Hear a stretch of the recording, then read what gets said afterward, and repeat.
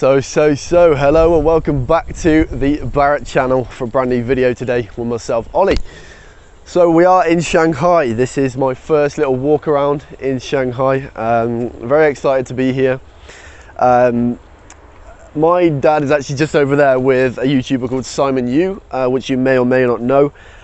They are recording a collaboration video and just having sort of a discussion about, you know, multiple different topics, society in China. It's very interesting. I was just listening in for a while, and they're talking about some really interesting stuff. Look out in the near future for it, because it will be a good one.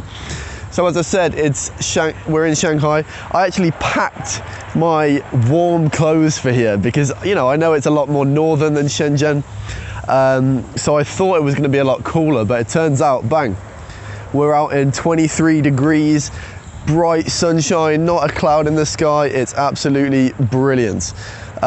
So I'm loving it. So I've got to carry my jacket around and 2 suitcases, but it's all happy days, let's be honest. Let me see if the face tracking's on here. Yeah, it is. Lovely stuff. Okay. So I'm just taking a walk near Century Park. Some of you may know that place because I think it's a pretty famous park. We just stayed at a hotel which is very nearby. And yeah, we were meeting Simon here for the interview. So what am I going to talk about today? I'm going to just sort of have a walk and talk, walk and chat, you know, pretty casual. I'm just enjoying my time here at the moment. This is our first day, and yeah, we got a load of recommendations from what to do and where to go from you guys in the community tab, which is brilliant. So I think we're going to be stuck for time because we've got plenty of places to go and visit. For example, Tianzifang, the Bund. To be honest, I can't remember the names of the other places because they're all Chinese names, but looking forward to it anyway. So yeah, I'll just spin you around if I can. We are currently having a look at, hold on, let's recenter you. No, that's the wrong one. I'm trying to work out how to use this new filming device that I've recently purchased, which I will tell you about at the end. So what am I going to be talking about today? So I basically just wanted to touch on something that's just come onto my mind recently, which is how people at home portray China to be, and how I'm going to talk from my own experience, how I portrayed China to be as well before I came here, because it's extremely different. Look at this kid having a great time coming down this hill on his bike, because I actually thought about China as very, very different to what it actually is before I came here. And my dad had been coming here for about 10 years before I even came here, and he can talk for England, so he was chatting to me plenty of times about sort of what it's like, what you can find here and stuff like that. And even when I came, my mind was blown by what I was like seeing, you know, not just like you've got the obvious thing when it comes to like skyscrapers and technology and stuff like that.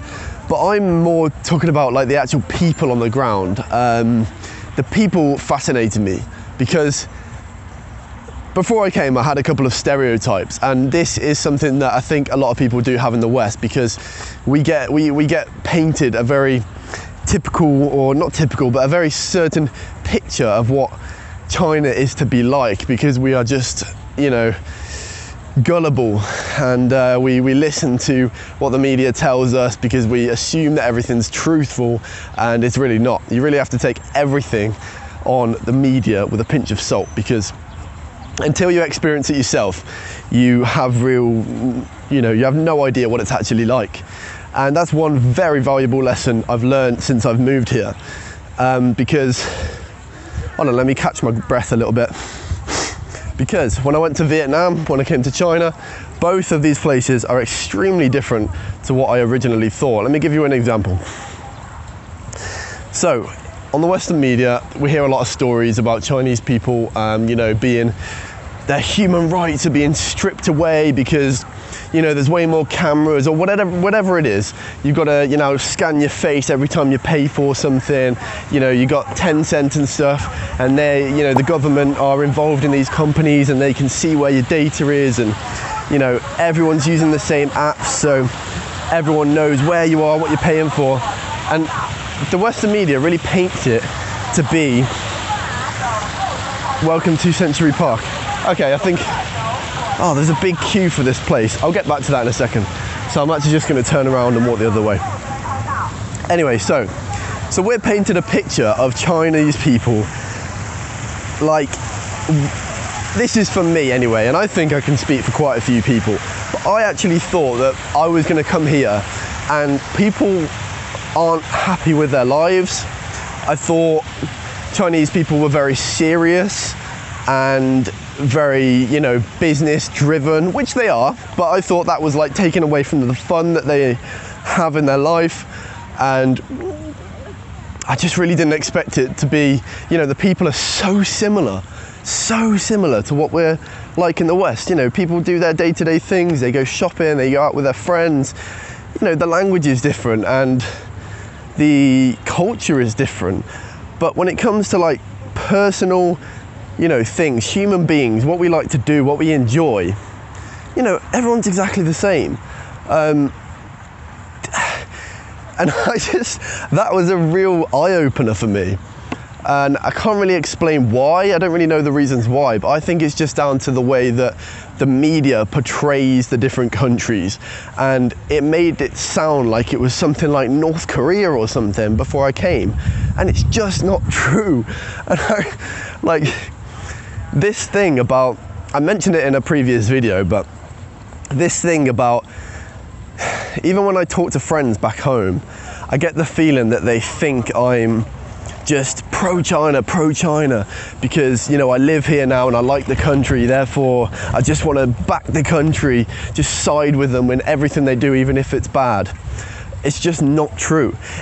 What it's like two people having an argument, yeah, and you tell someone about your argument, you are gonna not give them a totally objective view about that argument. It's gonna be totally riddled with bias from your side, you know, your opinion on it. And until you hear the other person's point of view, you don't know the real objective truth about it. You don't see how the other person is looking at things. And that's how I see it here. You know, and literally until you go to a country and experience it yourself, you will never know. And this makes me think, like, whenever I see media about different countries now that I've never been to, it really makes me think, is that true? Is that just, you know, bolstered up to make one political party look good? Is that the narrative that the country are trying to push to me to make me believe? You know, all these sorts of broad perspective questions are running through my mind when I see stuff.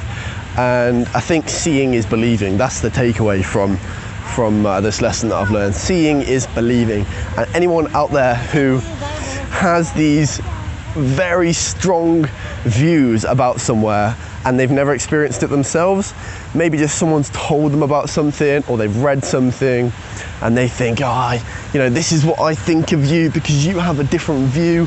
Just think about it for a second and reevaluate, recompose, and just think, maybe, just maybe, the other person has a good point here, because I've never been, and you know what I'm saying. Listen, you know what I'm saying. I'm referring to a lot of the comments that we get. You know, we get a hell of a lot of positive comments and constructive comments. I'm not saying that we only like the good ones and the positive ones. We love the negative comments as well, so long as they're constructive criticism and they have, you know, a point that we may have not seen and, you know, it gives us something to think about. But obviously the comments that are just insults and things like that, and we just think, you know, these types of people are people that if you saw them in real life and you sat and had a conversation with them, one, they either wouldn't say what they're saying, or two, hello, one, they wouldn't say what they're saying, or two, I just made me lose my train of thought now, or two, you just wouldn't, you know, you wouldn't engage in conversation with these people, because they're just, they might be people who have never experienced anything. They're still living in their mum's basement, you know, and they just have one view about the world, and that's it. If you don't agree with them, tough. And that's my thoughts on this anyway. I don't have a clue how long this video is. I'm just blabbing on right now. Anyway, I hope you could take something away from this video, and it's given you something to think about. Please let us know down in the comments what you think about my view on this, and you know, give me some of your own opinions on what you've experienced with it. Please drop a like on this video if you did enjoy it, and subscribe if you haven't already. Drop those bells, the social notifications, sorry, the social links are down below, Instagram, Twitter, all that jazz. You're bored already? Anyway, take care, see you in the next one. Bye bye for now. I'll enjoy Shanghai. Take care.